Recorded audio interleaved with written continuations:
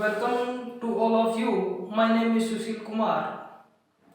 Today we have discussed challenge of teaching English. कौन सा topic discuss करने जा रहे हैं भाई आज हम? टीचिंग ऑफ क्या है? Challenge of teaching English. ठीक है कि इंग्लिश लैंग्वेज को सिखाने में टीचर को क्या क्या डिफिकल्टी फेस करनी होती है, इसके ऊपर हमारी चर्चा रहेगी। ठीक है, तो देखिए डिफिकल्टीज है वो कौन कौन सी आती है। इसको हम क्या बोल सकते हैं भाई? चैलेंज बोल सकते हैं, डिफिकल्टी बोल सकते हैं, और क्या बोल सकते हैं भाई? प्रॉब्लम्स भी बोल सकते हैं। Problems in English teaching. ठीक है, तो ये जो शब्द हैं इनको हमें ध्यान में रखना होगा। एग्जाम में इनमें से कोई भी एक वर्ड आपको मिलेगा। ठीक है, तो इन शब्दों पर हमारी चर्चा ये रहेगी कि चैलेंज है वो हमें कौन कौन से फेस करने पड़ते हैं, या डिफिकल्टी और प्रॉब्लम है वो कौन कौन से हमें फेस करनी पड़ती है। तो देखिए सबसे पहले हम बात करते हैं किसकी? एटीट्यूड की।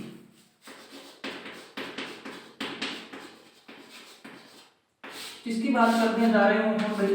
एटीट्यूड की। एटीट्यूड का मतलब क्या होता है? दृष्टिकोण होता है।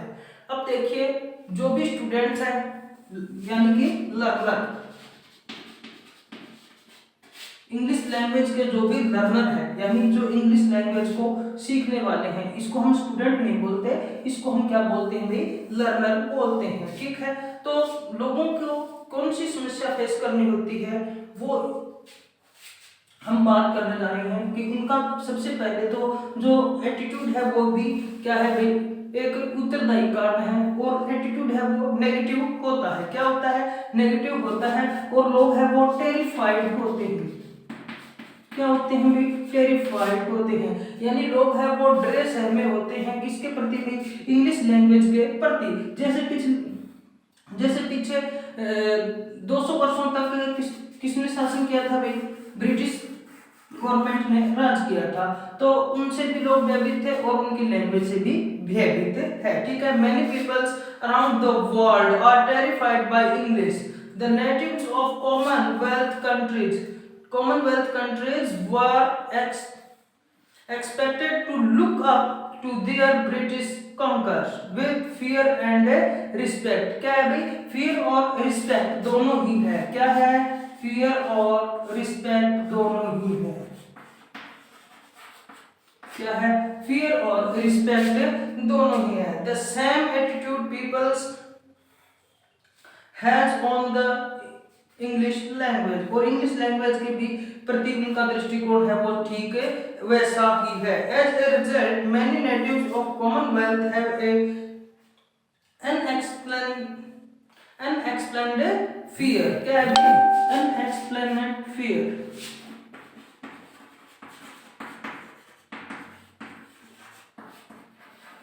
जिसको क्या नहीं कर सकते हैं लोग भी? परिभाषित नहीं कर सकते हैं। क्या नहीं कर सकते? परिभाषित है वो एक उनके अंदर डर बैठा हुआ है, उनके अंदर एक खौफ बैठा हुआ है कि वो डर को क्या नहीं कर सकते हैं? शो नहीं कर सकते हैं। विच मेक्स देम शाई ऑफ हैंडलिंग लैंग्वेज प्रॉपरली।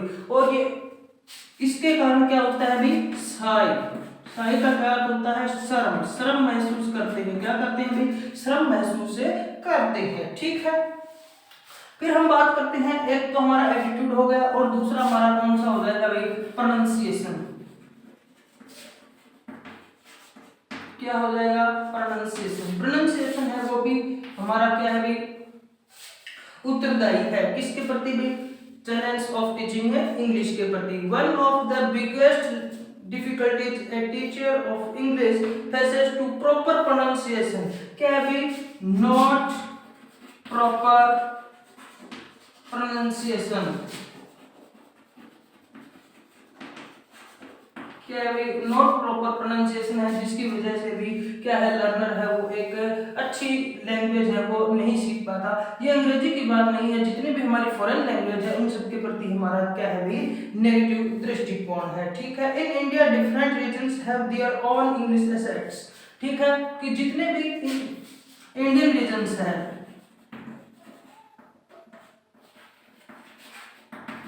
उनमें अलग अलग क्या है भाई, लैंग्वेज में अंतर आता रहता है। जैसे देखिए, अगर इंडिया के अंदर 10 रीजन्स हैं तो उसमें कितने भी अंतर पाए जाएंगे भाई, 10 अंतर भी पाए जाएंगे, उनके बोलने के विभिन्न विभिन्न प्रकार पाए जाते हैं। ठीक है, that's why many students have great difficulty in understanding native English. और वे क्या करते हैं, नेटिव इंग्लिश को प्रॉपर तरीके से नहीं समझ पाते हैं। ठीक है, thus there is a very clear gap to be bridged between the teachers and their students। और टीचर और स्टूडेंट के प्रति क्या है वे, उनके बीच में एक खाई बनी हुई है और उसको वो ब्रिज है भर नहीं पाता है। बिफोर एक्चुअल कम्युनिकेशन और एजुकेशन स्टार्ट। ठीक है, अब बात करते हैं हम तीसरे दृष्टिकोण की। किसकी बात करते हैं, तीसरे चैलेंज की बात करते हैं। और तीसरा चैलेंज हमारा कौन सा है भाई, तीसरा चैलेंज है, एक हमारा एटीट्यूड हो गया, दूसरा हमारा प्रोनाउंसिएशन हो गया और तीसरा आता है हमारा ग्रामर। क्या आता है तीसरा, ग्रामर। क्या आता है तीसरा, ग्रामर आता है। ठीक है, English grammar has its own set of complicated rules. ये क्या रखता है भाई, अपने कॉम्प्लिकेटेड रूल्स है उनको हम प्रॉपर तरीके से फॉलो नहीं कर पाते हैं। रूल एंड रेगुलेशंस, नियम और कानून है उनको हम प्रॉपर तरीके से फॉलो नहीं कर पाते हैं।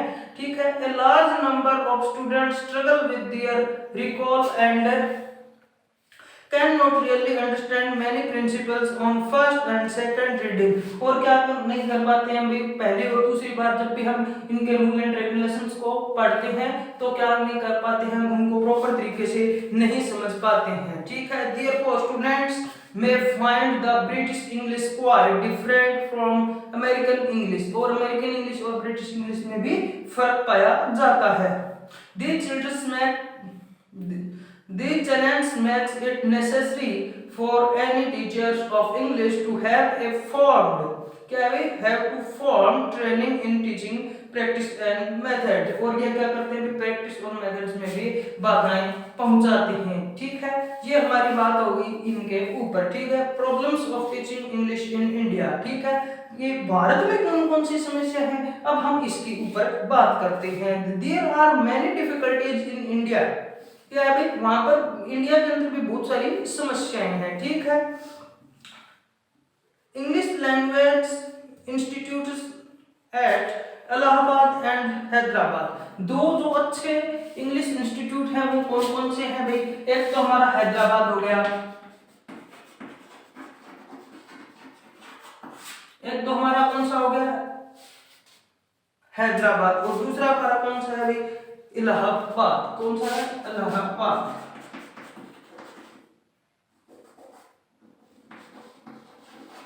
ये दो है, इनको भी क्या करते हैं भाई, ये प्रॉपर तरीके से इंग्लिश लैंग्वेज है वो सिखाते हैं। ठीक है, we have done a lot of improve English teaching by producing good text book. ये क्या देते हैं भाई, प्रॉपर टेक्स्ट बुक देते हैं, teaching material and training teachers, yet there are problems and difficulties। और फिर भी क्या है भाई, इंग्लिश लैंग्वेज सीखने में प्रॉब्लम है।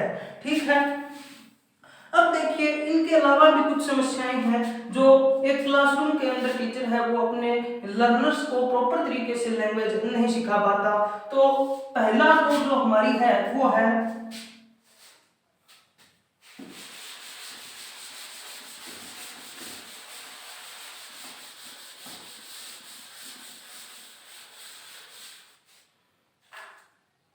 shortage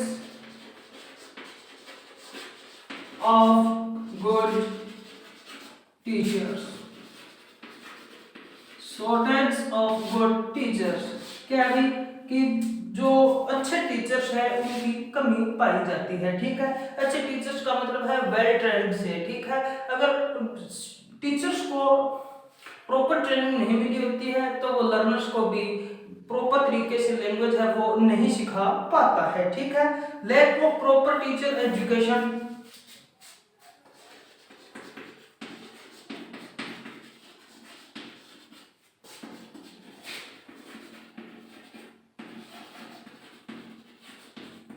lack of proper teacher education, और प्रॉपर तरीके से अगर टीचर को भी कुछ नहीं सिखाया गया है तो वो लर्नर्स को अपना बेटर है वो नहीं दे सकता है। The teachers are not proper trained, क्या है नहीं है वो प्रॉपर तरीके से ट्रेंड नहीं है, और no in service teaching, no in service training in given to teachers, और जो टीचर है उनको प्रॉपर ट्रेनिंग भी नहीं दी गई है।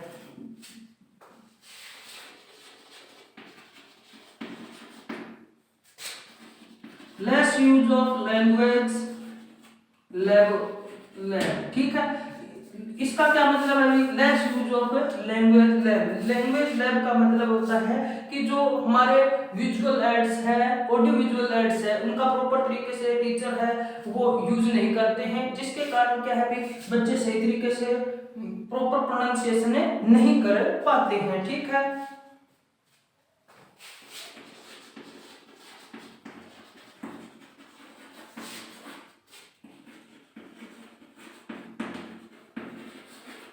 Selection and gradation of vocab, और वोकैब्स का भी जो प्रॉपर सिलेक्शन है और उनका ग्रेडेशन है वो नहीं हो पाता, जिसकी वजह से भी क्या है भी लर्नर है वो एक फॉरेन लैंग्वेज है वो नहीं सीख पाता है।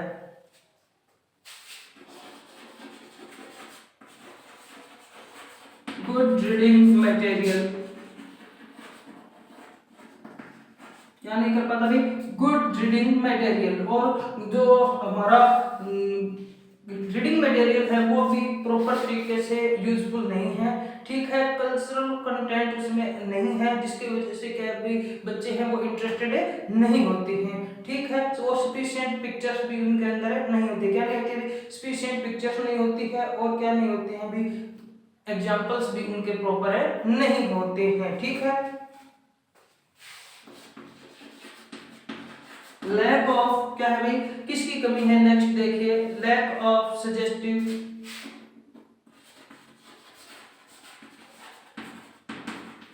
Lack of suggestive correction. अब हमें ये पता है कि समय के अनुसार लैंग्वेज में परिवर्तन है होना आवश्यक होता है। क्या होना आवश्यक होता है भी? समय के साथ लैंग्वेज में चेंजेस आने आवश्यक होते हैं, लेकिन प्रॉपर तरीके से इनमें क्या नहीं होता, करेक्शन नहीं हो पाता, जिसकी वजह से भी लर्नर है वो पिछड़ता चला जाता है। ठीक है, नेक्स्ट देखिए, ट्रेडिशनल एग्जामिनेशन मेथड।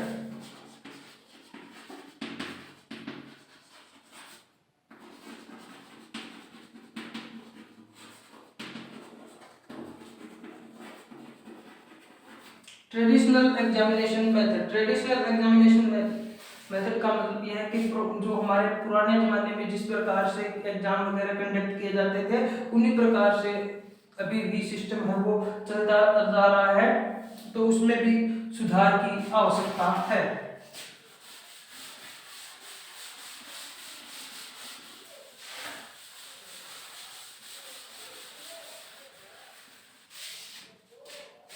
ठीक है, गुड प्रिंटिंग एंड पेपर, और पेपर की क्वालिटी और प्रिंटिंग है उनका भी सही तरीके से यूज नहीं होता, जिसकी वजह से भी लर्नर है वो इंटरेस्टेड नहीं होता फॉरेन लैंग्वेज के प्रति। इसलिए हमें चाहिए कि हमें क्या होना चाहिए भी, गुड प्रिंटिंग और पेपर की क्वालिटी को अच्छी तरीके से यूज करना चाहिए, जिससे क्या होगा भाई लर्नर्स का इंटरेस्ट है वो बढ़ेगा और फॉरेन लैंग्वेज सीख जाएगा। ठीक है, अब देखिए कुछ और महत्वपूर्ण बिंदु है,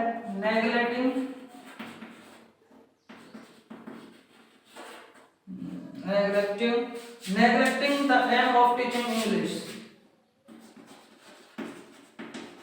aim of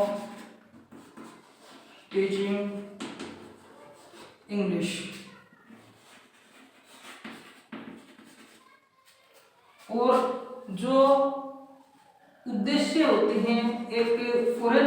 लैंग्वेज के, या तो वो अंग्रेजी लीजिए या फ्रेंच लीजिए, उनके जो मेन उद्देश्य हैं उनको नेगलेक्ट किया जाता है। तो ये हमें ये चाहिए कि जो एक्वायर करने के लैंग्वेज जो महत्वपूर्ण नियम होते हैं उनको हमें फॉलो करना चाहिए, उनको एक अच्छी भांति से यूज करना चाहिए। जैसे देखिए कि जब हम कोई भी नेटिव लैंग्वेज सीखते हैं तो हम सबसे पहले उनका प्रयोग करते हैं, चाहे वो टूटी फूटी ही सही हो, गलत हो, सही हो, ये मायने नहीं रखता। हमें प्रयास ये करना चाहिए कि किसी भी लैंग्वेज को हमें बोलकर देखना चाहिए, जिससे क्या है कि भी बच्चों के अंदर सेल्फ कॉन्फिडेंस आता है और वो धीरे धीरे लैंग्वेज से ही प्रॉपर तरीके से बोलना सीख जाता है। ठीक है,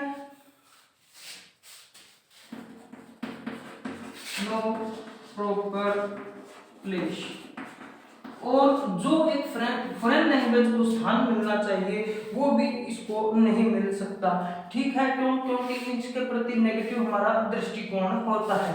इन स्कूल करिकुलम,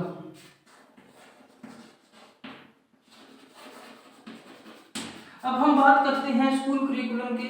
देखिए जैसे हमारे 8 पीरियड होते हैं, कितने पीरियड होते हैं? 8 पीरियड होते हैं। तो उसमें मात्र आधा घंटा लैंग्वेज को दिया जाता है। किसको दिया जाता है?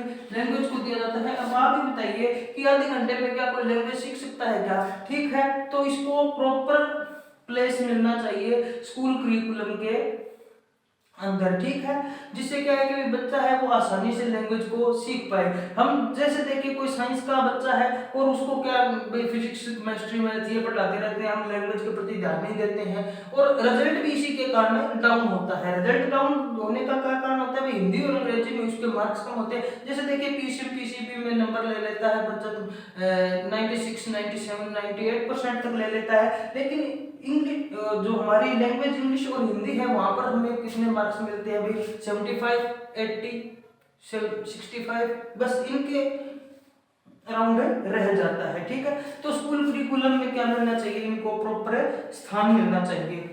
और कंडीशन ऑफ क्लास,